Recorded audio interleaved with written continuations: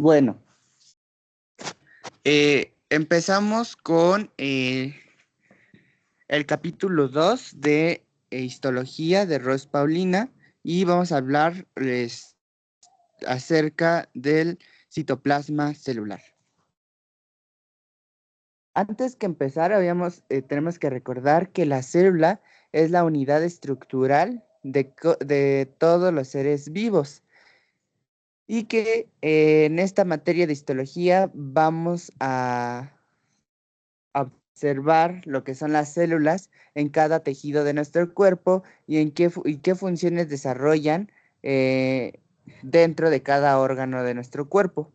Bueno, hay dos tipos celulares. Antes de empezar con nuestro tipo de células, vamos a clasificar dos tipos celulares.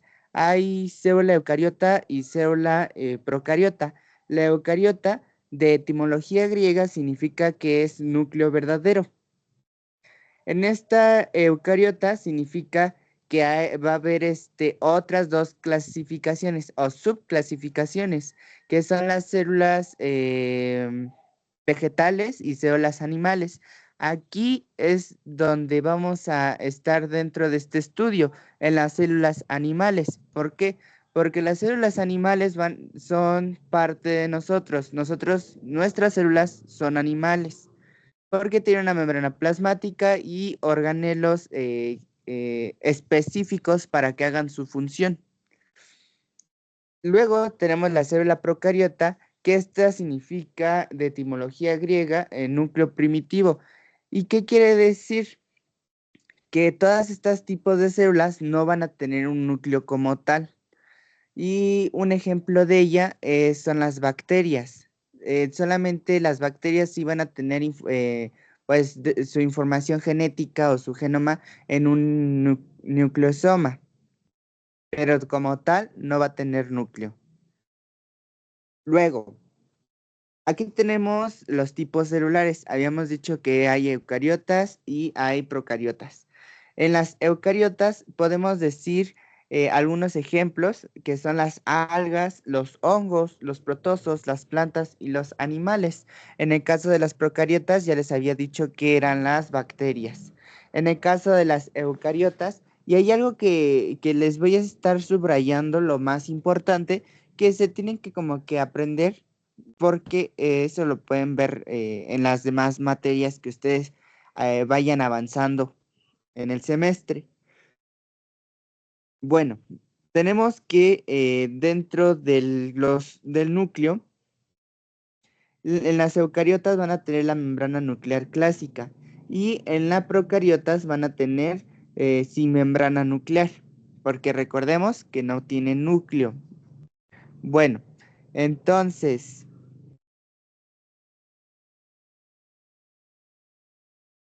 listo. En los cromosomas nos dice que en el caso de las eucariotas van a tener cadenas de ADN, es decir, tiene un genoma diploide, es como nosotros. Nosotros tenemos 23 pares de cromosomas, es decir, 46 cromosomas en total. Por eso es que nosotros nos consideramos como un genoma diploide. En el caso de las procariotas va a ser un genoma haploide, porque solamente va a tener ciertos cromosomas, no van a tener sus pares. Y en las procariotas van a tener un ADN único y circular. Eso es muy importante para diferenciar de las eucariotas con las procariotas. Las mitocondrias. Las mitocondrias solamente van a estar en las eucariotas. El aparato de Golgi también van a estar en las eucariotas, al igual que el retículo endoplásmico. Ahora, los ribosomas van a estar en ambos tipos celulares. Sin embargo, pues van a tener diferente coeficiente de sedimentación. ¿Para qué nos sirve el coeficiente de sedimentación? Nos sirve para el procesamiento de proteínas o la transcripción de proteínas. Lo van a ver en materias más adelante en los siguientes semestres, pero es importante que tengan conocimiento sobre ella. Ahora, En la membrana citoplasmática, pues vamos a tener que en las eucariotas va a contener esteroles. En el caso de las procariotas no va a tener esteroles. Ahora, en la pared de la celular, en las eucariotas, vamos a tener que en las eucariotas van a tener que, en los hongos, van a ser, se va a llamar una estructura que se le llama quitina. Es lo que va a tener. Quitina es la pared celular. Y en el caso de las procariotas, solamente tiene una estructura compleja formada por proteínas, lípidos y peptidoglucanos. En el caso de la pared celular, pues en las eucariotas, se me acaba de olvidar, en el caso de las células vegetales se le llama... Ay, se me acaba de olvidar ese nombre. Pero ahorita que me acuerde se los digo. La reproducción en las eucariotas puede ser sexual y asexual. En el caso de las procariotas o en las bacterias, solamente es asexual o también se le llama fusión binaria. Para el movimiento de las eucariotas y las procariotas, ambos contienen flagelos. En la respiración, para que se dé la respiración celular, en las eucariotas es mediante una vía mitocondrial y en las procariotas es a través de la membrana citoplasmática. Ahora, aquí podemos ver una diferencia entre célula procariota y una célula eucariota. La célula procariota ya hemos dicho que era una bacteria. Aquí podemos ver que esa es una bacteria común y corriente en la que pues tienen todas sus estructuras, sus pilis y sus fimbrias, y este es el flagelo, el tal famoso flagelo que les dije que va a estar constituido o va a estar constituido de una proteína que se llama flagelina y que estas unidades de flagelina pues forman al flagelo y que es una unidad motora, es una unidad motora. Es una unidad motora, ¿por qué? Porque esta es la que nos permite que haya movimiento en nuestra bacteria y así pueda colonizar más nuestro cuerpo humano. Y esta es una célula eucariota de tipo animal, de tipo animal. Donde esta célula ya la hemos conocido a partir de años anteriores en la primaria, secundaria o prepa, en las que nos enseñaron pues que tienen varios organelos, en las cuales uno característico de la célula animal pues es la mitocondria. La mitocondria pues es una célula que nos va a ayudar en la síntesis de ATP, en la fosforilación de ciertos elementos químicos y ciertas rutas metabólicas como el ciclo de Krebs, entre otras cosas. Bueno, rutas metabólicas se van a dar en las células. Unas se van a dar en el citoplasma de las células y otras rutas metabólicas se pueden dar dentro de la mitocondria, ya sea en la membrana de la mitocondria o las crestas mitocondriales.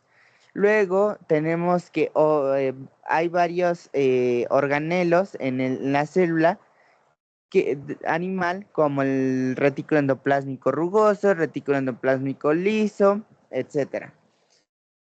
El retículo endoplásmico rugoso, como es el que pueden ver aquí, y que tiene puntitos, esos puntitos se le llaman ribosomas. Ribosomas. ¿Y para qué nos sirven estos ribosomas? Los ribosomas nos ayudan en la síntesis de proteínas.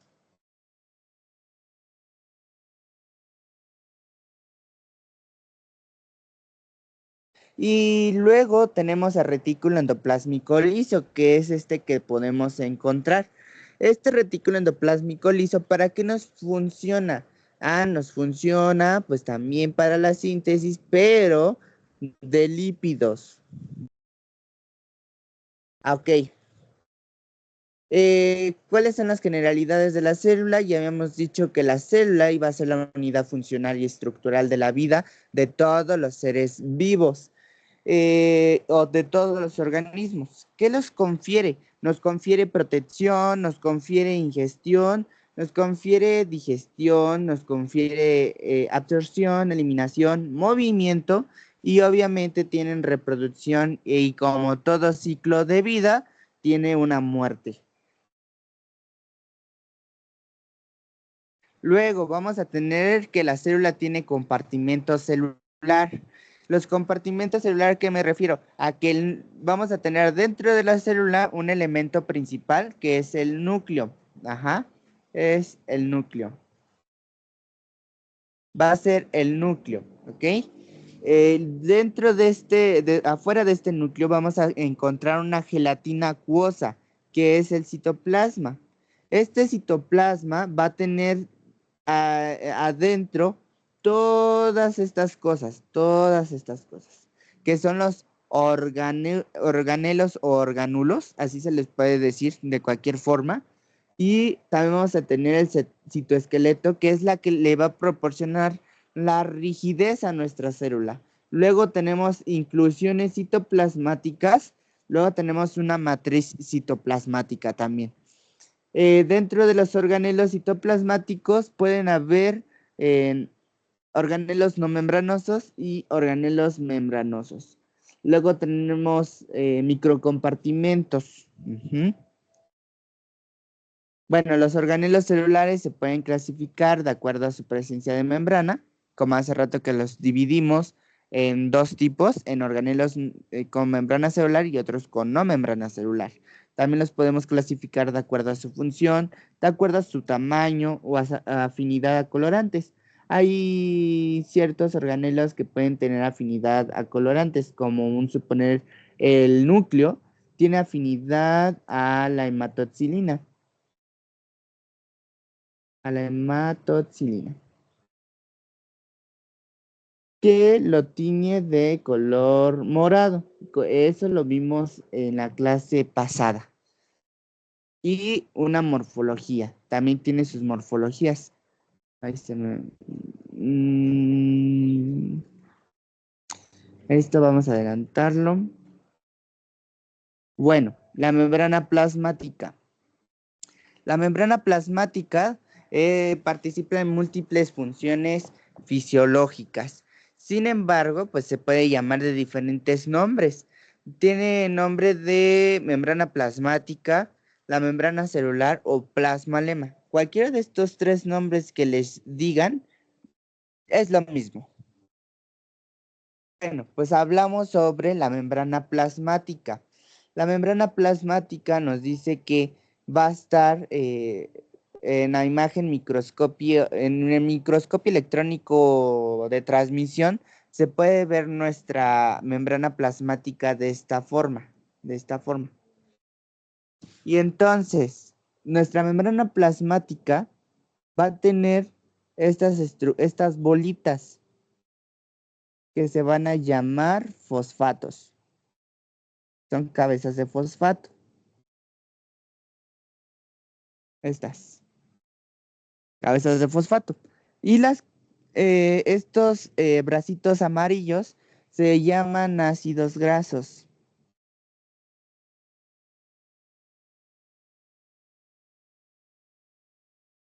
Bueno, pues aquí tenemos que podemos dividir en dos, ¿no? Como que si fueran dos partes esto. ¿Sí se dan cuenta? Dos partes, una anterior y una posterior. Ajá. Entonces, en un lado tenemos una cabeza de fosfato y su ácido graso. Y en otro lado tenemos su cabeza de fosfato y su ácido graso. Es por eso que la membrana plasmática,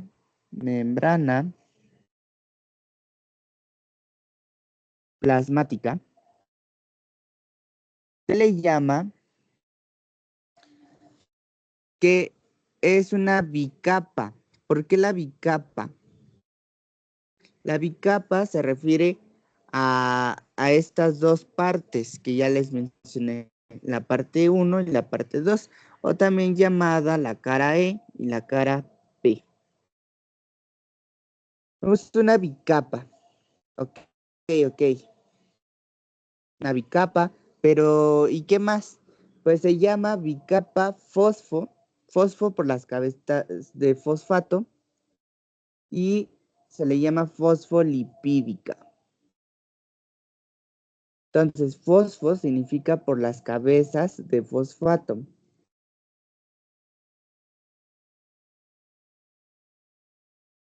Y lipídica significa por los ácidos grasos. ¿Por qué doy mucha síntesis a esto? Porque luego llegan a preguntar en el examen de qué está constituida nuestra bicapa fosfolipídica. Y nosotros nos podemos quedar así de, pues, ¿de qué? Pero ustedes descompongan la palabra y quiere decir que son cabezas de fosfato y, y ácidos grasos. Nuestra membrana plasmática también contiene colesterol. Este colesterol nos funciona para la función de esta membrana plasmática, al igual que tienen proteínas. Tienen proteínas integrales y proteínas periféricas. Las proteínas periféricas nos ayudan pues al transporte de iones, y las proteínas integrales igual, pero funcionan más bien como un poro, que es como más rápido que pasen las cosas. Más que nada pasa aquí el agua. Bueno,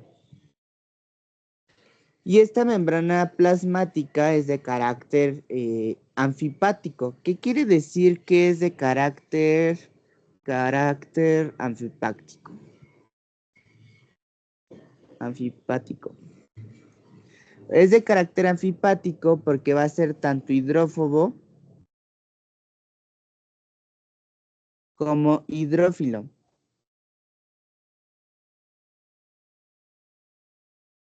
¿A qué me refiero que es hidrófobo y es hidrófilo? Ah, pues que el carácter hidrófobo es, si ustedes recuerdan, fobo significa fobia. Entonces, fobia es que le tienes miedo a algo, ¿no? Entonces, es miedo. Hidro, pues significa agua. Entonces, hidrófobo, que significa que tiene miedo al agua o que repele el agua.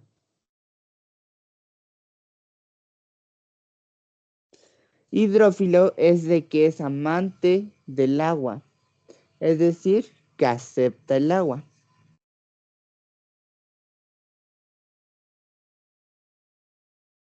Acepta el agua. ¿Y cuáles son estas dos partes? ¿En dónde va a ser hidrófobo o en dónde va a ser hidrófilo? Va a ser hidrófobo en el caso de los ácidos grasos. Si ustedes recuerdan, el aceite con el agua no se lleva. Entonces, es por ello que es hidrófobo los ácidos grasos, porque no se van a llevar con el agua. O sea, no va a poder entrar no va a poder entrar lo que es el agua al interior de la célula. Y es hidrófilo, pues las proteínas integrales, las proteínas periféricas y lo que son las cabezas de fosfato. Estas sí nos van a permitir el paso del agua, pero obviamente como en el interior, adentro aquí, está los ácidos grasos que son de un carácter hidrófobo y que no permiten al agua, pues aquí va a haber un, un grave problema para que pueda entrar ciertas sustancias compuestas de agua. Y eso es lo malo.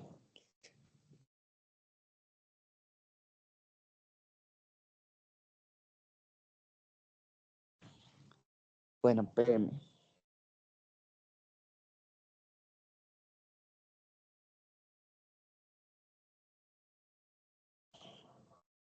que se me acaba de se me acaba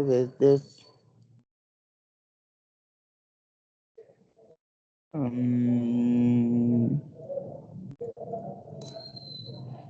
bueno, tenemos que la estructura de la membrana plasmática también se le iba a llamar modelo de mosaico fluido. Modelo de mosaico fluido. Habíamos dicho que estaba compuesta de fosfolípidos, de colesterol y de proteínas. Es una bicapa lipídica es una bicapa fosfolipídica que va a ser de carácter anfipático y que va a tener tanto anfipático, que significa que es hidrófilo, e hidrófobo. Hidrófilo, que es capaz de aceptar el agua; hidrófobo, que va a repeler el agua. Ahora dice que cada capa está compuesta de grupos polares, que son las cabezas de fosfato y los lípidos. Ahora tenemos que la membrana plasmática te van a constituir proteínas de membrana, que se clasifican en proteínas periféricas y proteínas integrales, de lo que ya les acababa de hablar. Ahora, en la superficie extracelular va a presentar glucoproteínas y glucolípidos esta membrana, y constituyen una capa externa denominada cubierta celular o glucocáliz. Luego participan en la membrana o plasmalema, membrana celular, participan lo que es en el metabolismo, en el reconocimiento celular, en la asociación celular, asociación celular y recepción de hormonas o recepción de ciertas sustancias químicas. Ahora, el modelo de mosaico fluido es esta cosa que ya les había mencionado hace rato, ya les había mostrado sobre esta imagen que yo dibujé. Prácticamente el modelo de mosaico fluido es una esquematización de la membrana plasmática. Ahora, tenemos lo que es el glucocáliz, que es lo que habíamos dicho aquí, era la capa externa. Luego tenemos las proteínas integrales, las proteínas periféricas. Supongamos que esto es la membrana plasmática, pero que continúa así nuestro círculo. Esto va a ser nuestra célula. Adentro va a ser nuestra célula y afuera va a estar nuestro líquido intersticial, nuestro espacio nuestro espacio externo.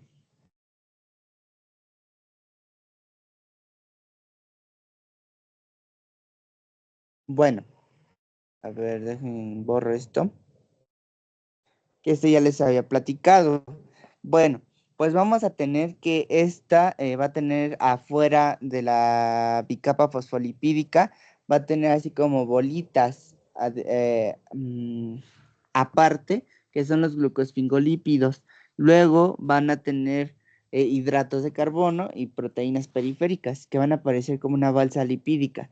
Esta balsa lipídica pues pueden conformarse de dos formas. Pueden haber balsas lipídicas planas, que van a estar formadas por flotilinas. Estas flotilinas nos sirven como señalización celular. Y hay otras balsas lipídicas que se llaman caviolares, porque pues están formadas por caviolinas, y que estas nos van a ayudar en la transducción de señales. Esta es una imagen del microscopio de fuerza atómica, que ya vimos la semana pasada. Estas balsas lipídicas se pueden observar en este caso así. La capa externa, habíamos dicho, de la membrana plasmática se le llama glucocáliz. Es decir, la membrana plasmática estaba así, y la capa externa, pues le salieron estas estructuras externas, y esta se le llama glucocáliz. Luego, aquí en una imagen de microscopía electrónica de transmisión, porque habíamos quedado que la imagen de microscopía electrónica de transmisión pues nos decía que mostraba en el microscopio y a nuestra imagen de nuestro ojo, mostraba la imagen plana. Entonces, un microscopio electrónico de transmisión pues nos muestra que aquí hay dos células.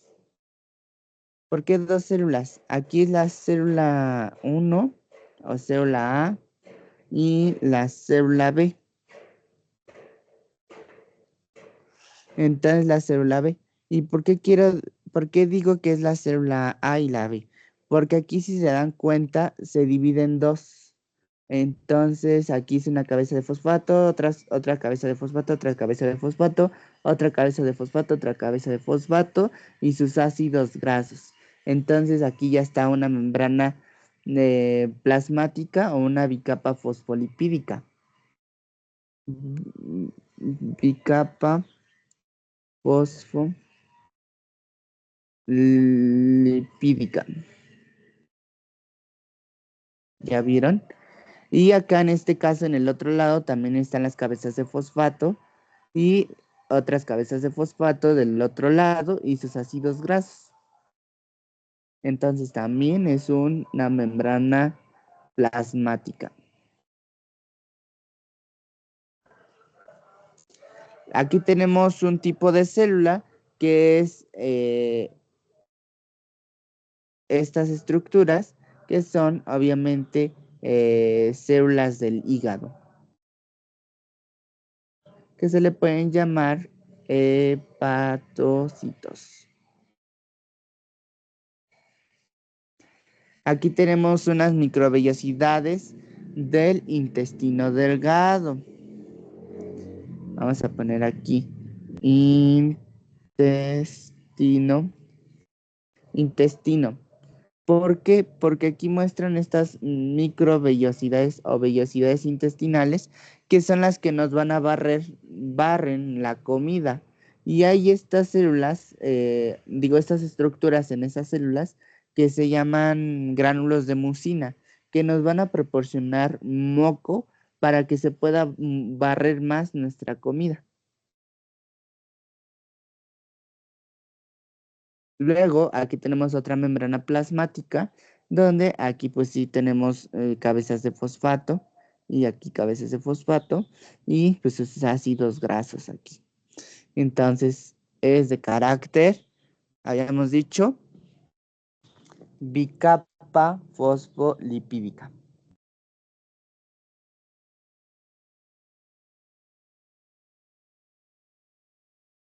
Mm,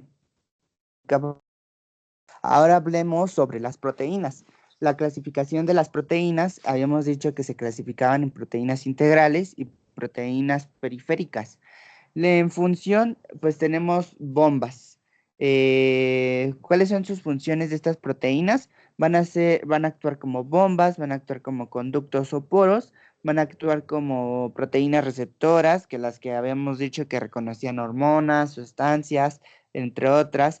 Proteínas de enlace que van a estar uniéndose con la matriz extracelular, las enzimas ATPasas, las proteínas estructurales, que es de unión de célula a célula. Ahora, tenemos las proteínas y sus funciones. Actúan como bombas, ¿por qué? Porque transportan ciertos iones como el sodio y el potasio. Aquí me falta sodio, potasio. Es una bomba muy clásica de medicina que se deben de aprender, estas bombas. Luego dicen que transportan precursores metabólicos o macromoleculares, como pueden ser aminoácidos o monosacáridos. Luego tenemos los conductos. Tenemos conductos que nos permiten el paso de pequeños iones, moléculas y agua. También tenemos proteínas receptoras que actúan como proteínas receptoras que nos permiten el reconocimiento y la unión específica de ligandos. Ejemplo, la estimulación de hormonas, endocitosis de vesículas con cubierta y reacciones con anticuerpos. Ahora, tenemos que otros tipos de funciones. Tenemos las proteínas de enlace. Las proteínas de enlace que van a fijar el citoesqueleto intracelular a la matriz extracelular.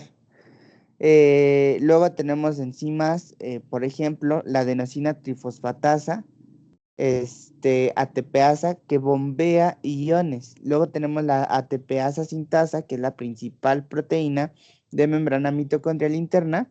Y tenemos enzimas digestivas, como la disacaridasa y la peptidasa, que son proteínas integrales de los enterocitos.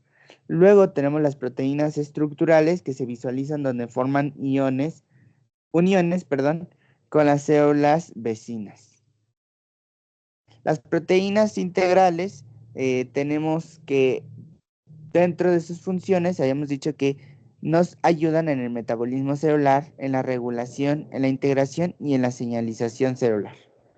Habíamos dicho que está nuestra membrana fosfolipídica en así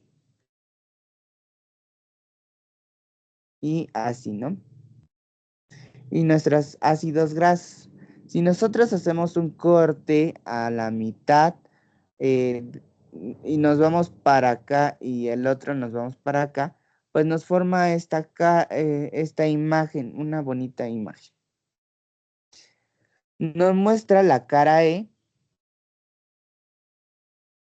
y la cara P, que ya les había dicho. Solamente ahorita ustedes quédense que la cara P es de proteínas. ¿Por qué? Porque si nosotros tenemos una célula, supongamos así, una célula, esta va a ser la cara P y esta la cara E. Entonces, ¿qué significa la cara E? Significa que va a ser lo externo. Y la cara P significa de proteínas, o más bien lo que antes significaba que era el citoplasma. El citoplasma antes se le llamaba protoplasma. Por eso se le puso ese nombre de cara P, por protoplasma. Y proteínas yo le agregué porque ahorita van a ver por qué les estoy diciendo que asocien la P con proteínas. Porque en una imagen histológica, que este es un MET, un microscopio del electrónico de transmisión, vamos a decir que esta cara E de externo, pueden ver pocos puntitos, ¿no? Y en esta cara P hay muchos puntitos, si ustedes ven. Estos puntitos es de que hay muchas proteínas periféricas. Muchas proteínas periféricas. Y esta es una pregunta de examen, muy solicitada, por cierto, que preguntan año con año y dicen, ¿en qué cara, en una microfotografía electrónica de transmisión, podemos encontrar las con mayor abundancia de proteínas periféricas? Ah, pues en la cara P. Ajá. Esa es una. Entonces yo les pongo asterisco en esta imagen porque deben de acordarse qué es lo que llegan a preguntar más en el examen. Luego tenemos la membrana plasmática, que va a presentar microdominios que se denominan balsas lipídicas y que ya habíamos dicho que se iban a ver de dos tipos, las planas y las caviolares. Bueno, habíamos dicho que contienen altas concentraciones de colesterol estas balsas lipídicas, pues ¿por qué? Tienen mucho alto contenido de colesterol porque nos va a mantener unida la balsa. Luego tiene glucosfingolípidos y que también nos permiten a mantener firmemente la balsa. Entonces, habíamos dicho que existen dos tipos de balsas lipídicas, las planas y las caviolares o las caviolas. Las planas, habíamos dicho que iban a estar formadas o van a estar compuestas de proteínas denominadas flotilinas, que van a funcionar como marcadores moleculares considerados como proteínas de anclaje, o bien, porque es un nombre muy largo eso, solamente habíamos dicho que nos funcionaba para la señalización celular. Luego tenemos las balsas caviolares o caviolas que van a ser compuestas por proteínas integrales. Acuérdense esto, proteínas integrales denominadas caviolinas que van a participar en la transducción de señales. Luego tenemos el transporte de membranas. El transporte de membranas y vamos a ver tres tipos de transporte. Tenemos un transporte de difusión simple y un transporte de proteína transportadora y proteína de canal. En la proteína de canal es por gradiente de concentración de por polarización o despolarización. ¿Qué quiere decir? Que cuando del lado, en el caso que si en el interior de la célula está más negativo y en el exterior está más positivo, pues entonces queremos hacer más negativo el interior y hacemos pasar y se está volviendo, supongamos que en el interior es negativo, pero de repente se está volviendo positivo porque tiene ciertas sustancias. Entonces quieren volverlo más negativo. Entonces meten más sustancias y se vuelven más negativo porque tienen esa sustancia que no quería que estuviera dentro de la célula. Bueno, dentro de ello, los poros nos sirven, es un tipo de transporte de membrana fácil que nos permite pues el cierto paso de iones que pasen rápidamente y que no son tolerados en la membrana plasmática. Como en el caso del agua. El agua puede pasar rápidamente allí mediante unas proteínas que se llaman acuoporinas. La proteína transportadora, ese también nos sirve como gradiente de concentración en el que pues pueden, no, ¿cómo se llama? Mediante despolarización, perdón, mediante despolarización en el que pues también pueden pasar de un lado a otro ciertos iones. Un ejemplo de ello, pues, es la bomba sodio-potasio, en este caso, que es esta, la bomba sodio-potasio. Y hay moléculas liposolubles, como las vitaminas que son liposolubles, la D, la A y la E y la K, que son estas tipo 4 de proteínas liposolubles que nos van a poder pasar a través de la membrana plasmática con facilidad, y eso se da a través de una difusión simple. ¿Y por qué aquí estas sí pueden pasar? Porque la membrana plasmática, recordemos que es de carácter anfipático, que es tanto hidrófilo como hidrófobo. Entonces puede aceptar agua y de repente en un estado de donde están los ácidos grasos, pues ahí aborrece el agua. Entonces necesita pues sustancias liposolubles o moléculas liposolubles en las que pues toleran tanto el carácter anfipático, carácter hidrófilo y carácter hidrófobo.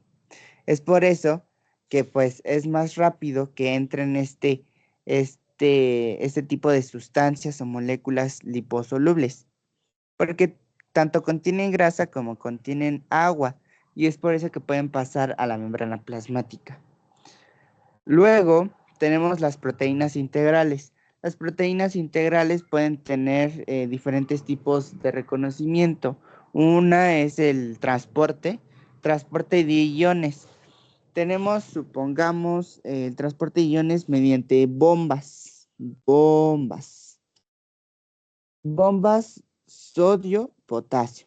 Es decir, que entran 3 sodios a esta bomba. 3 sodios a la bomba y da la vuelta y los arroja al exterior de la célula. Luego entran 2 potasios del exterior de la célula y se da la vuelta para alojarlos en el interior de la célula.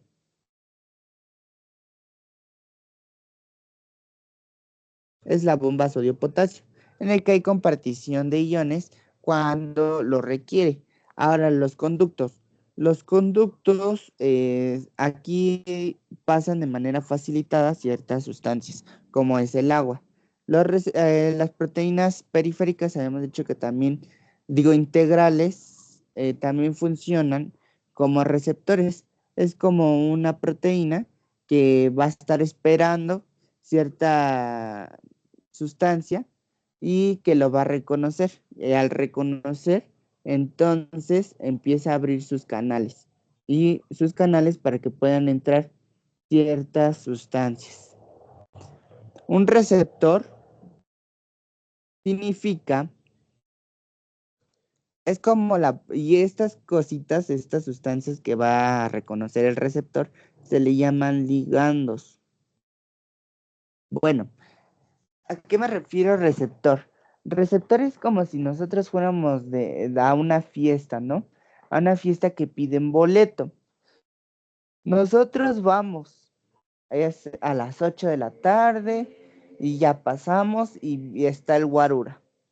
Le decimos, venimos a la fiesta, tal, tal, tal, y nos dice a ver los boletos y nos dice, sí pueden, espérenme, hay un problema con sus boletos, al parecer, mm, porque él sospecha que a lo mejor son falsos o no sé. Y entonces le dice, ese es un mecanismo de primer mensajero. A eso se le llama primer mensajero porque es la primera puerta en la que nosotros nos comunicamos. Y luego dice, espérenme, voy con el jefe de seguridad para ver si sí pueden entrar o no. Y va con el jefe de seguridad y ese es el segundo mecanismo o segundo mensajero, porque ya lo consultó con otra persona, ¿sí me entienden? Entonces lo consulta con esa persona y le dice, pues fíjese que estos boletos vienen como mal membretados, etcétera, ¿no? Y entonces el jefe de seguridad le dice, sí son nuestros boletos, sí están invitados, déjalos pasar. Y entonces le dice, va otra vez el guarura, que es el receptor, y le dice al ligando, le dice, sí, puedes pasar y puede pasar toda tu trota. Y entonces, pues pasa adentro de la célula, como en este caso. Bueno, luego tenemos el proceso de señalización. ¿Cuáles son las características? La señalización celular. Eh, el proceso de señalización significa que la señalización celular es un proceso en el cual las células van a recibir y procesan y transmiten estímulos extracelulares y que regularán sus propias funciones, como son la regulación de la expresión de genes, la exocitosis, la endocitosis, el crecimiento, la muerte celular, la organización del citoesqueleto, el movimiento, la contracción y la relajación celular. Ahora, dentro de sus características, las vías de transducción de señales son mecanismos jerárquicos. Tenemos uno, las moléculas de señalización externas o mensajeros primarios o ligandos. Puede ser de control autocrino y de control paracrino o también de señalización endocrina. Autocrino significa que yo mismo me voy a secretar sustancias para mí mismo. Y paracrino es que yo voy a secretar sustancias para el que está del lado de mí. Y endocrino es que yo voy a secretar sustancias y la voy a segregar en el torrente sanguíneo para que llegue a otro órgano. La señal transmitida, y luego dice que otra de las características es que la señal transmitida a una molécula diana dentro de las células a través de un sistema de segundos mensajeros, que ya hace rato les acabo de explicar un ejemplo.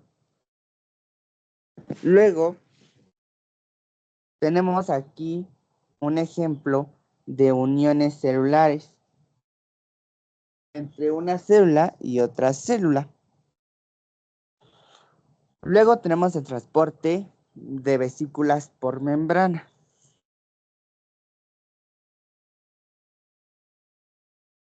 ¿Cuáles son esas características? Son cambios en la configuración de membrana. Ajá. Se clasifican en endocitosis y exocitosis. La endocitosis se pueden clasificar en tres tipos: en fagocitosis, en pinocitosis y endocitosis mediada por receptores. En el caso de la fagocitosis pues también se denomina comedora y tiene un diámetro de comer de 250 nanómetros. Y la pinocitosis, pues esta absorbe o consume líquidos, y endocitosis mediada por receptores va a ser una entrada específica. es mediante receptores. Va a reconocer algo que no es propio de nosotros y entonces empieza a hacer su proceso de lisis para que esa sustancia no nos haga daño o nos infecte.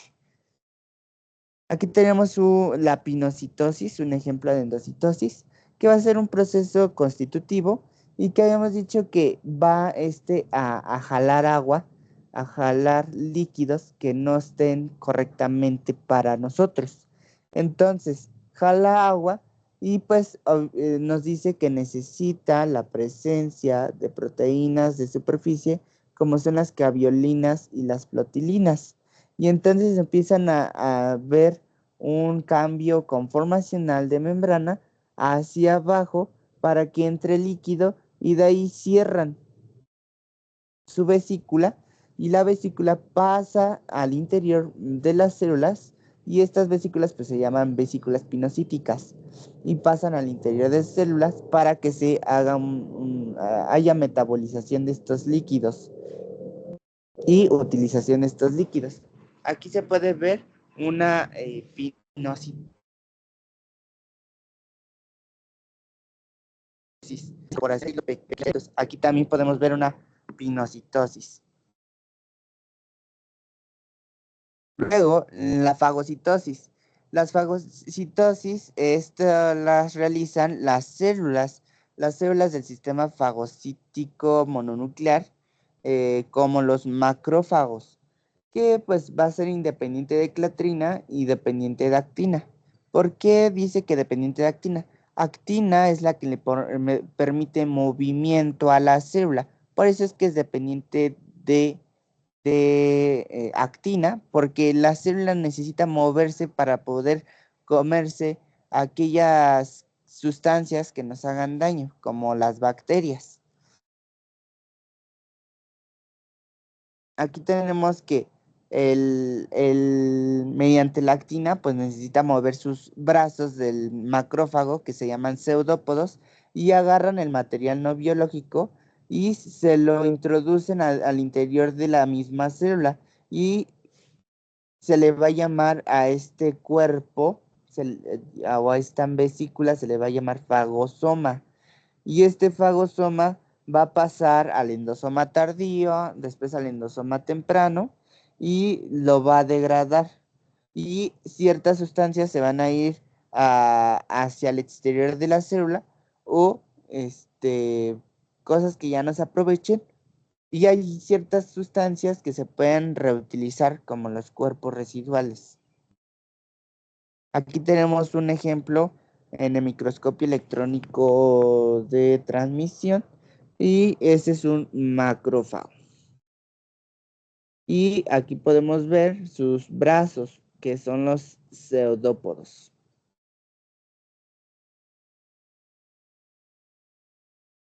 Luego tenemos la endocitosis mediada por receptores, en la que vamos a tener la proteína de carga, que vamos a tener entre el receptor y las proteínas de carga. Y tenemos las adaptinas, que son las que le van a permitir dar la forma a una vesícula. Luego, pues ya empiezan a formar la primera como una curva que se le va a llamar fosita con cubierta. Luego van a dar la formación de la vesícula casi completa y en la que se va a formar un anillo contráctil para que la membrana plasmática se cierre y nos formen la vesícula como tal bien estructurada y eso es gracias a la dinamina. Luego tenemos que ya va a ir al interior de la célula y ya es una vesícula con cubierta y ya después pasa a ser una vesícula en proceso de perder su cubierta y la vesícula está casi de perder su cubierta, pues pierde lo que son las adaptinas y lo que son las clatrinas y pues no las pierden como tal, sino que se reutilizan en la membrana para volver a hacer otra vesícula. Y después queda la vesícula desnuda con solamente su receptor y su proteína de carga y se va hacia su exterior o al interior de la célula.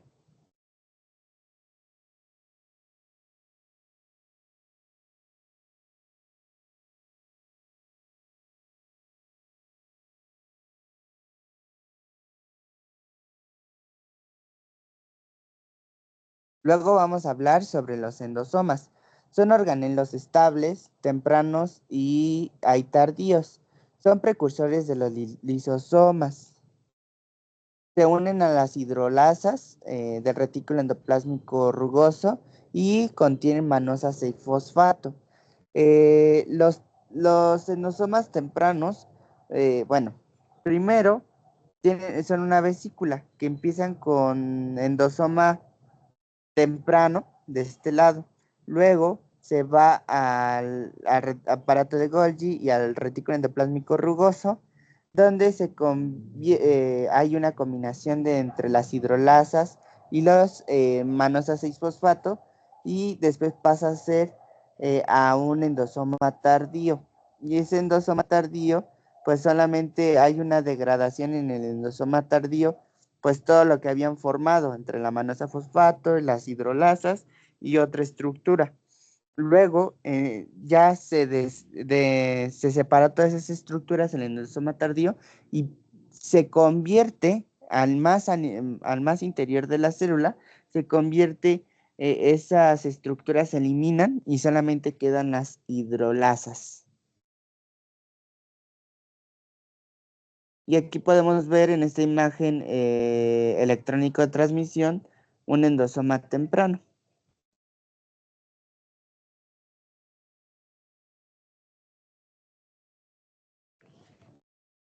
Y esto sería lo de hoy, la clase de hoy.